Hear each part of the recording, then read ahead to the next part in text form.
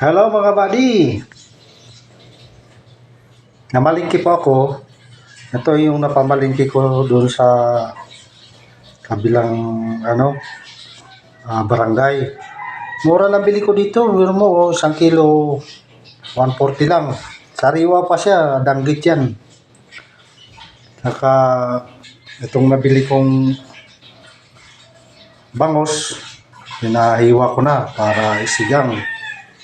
Ito naman, mura ang manok dito sa amin. Ang 1 kilo, 140 lang. Kasi sa iba, 160 na. Ito naman,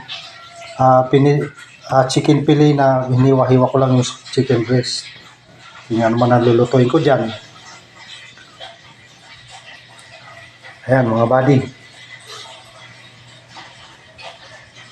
Budget ko ito mga siguro 4 na araw mga buddy, kasi nagsusulo lang tayo. Siyempre, tayo lang mag-isa sa bahay.